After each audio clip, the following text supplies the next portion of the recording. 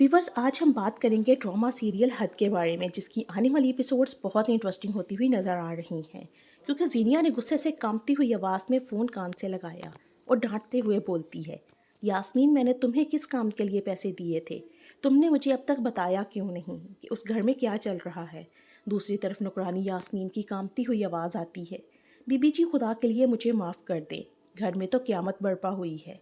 सब लोग हॉस्पिटल में हैं क्योंकि आज शहराम साहब का बहुत बड़ा ऑपरेशन है। ये सुनते ही जीनिया के पैरों तले से तो ज़मीन निकल गई। उसे ऐसा लगा जैसे उसका दिल धड़कना ही भूल गया हो। बगैर एक लम्हा ज़ाया किए वो तेज़ी से हॉस्पिटल की तरफ भागती है। हॉस्पिटल पहुंचते ही जीनिया की नज़र सबसे पहले फरियाल पर पड़ी, जो ऑपरेशन थिएटर के बाहर किसी मजबूत दीवार की तरह खड़ी थी।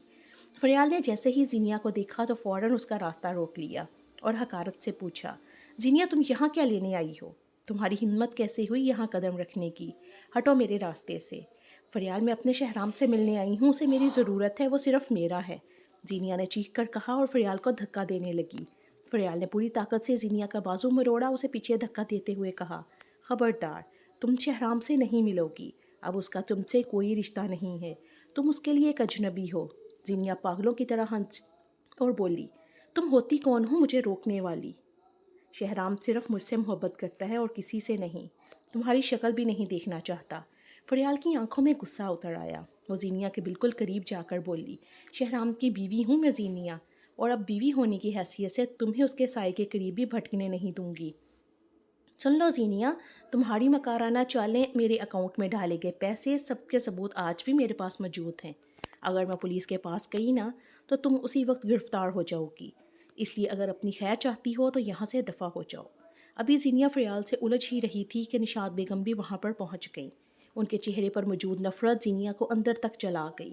जीनिया, तुम्हें ज़रा भी शर्म नहीं आती? किस मुँह से यहाँ आई हो? मेरे बेटे ने तुम्हें तलाक दे दी थी, तुमसे अपना पीछा छुड़वा लिया था। तुम्हारा उसके साथ अब कोई वास्ता नहीं। यहाँ से चली जाओ। तुम्हारी इन्हीं घटिया हरकतों की वजह से उसने तुम्हें छोड़ा था। तुम ऐसी औरत हो जिसने अपना बसा बसाया घर अपने हाथों से बर्बाद किया। निशात बेगम ने उंगली से बाहर का रास्ता दिखाते हुए कहा, निकल जाओ यहाँ से, वरना मैं पुलिस बुलाकर तुम्हें हथकड़ियाँ लगवा दूंगी।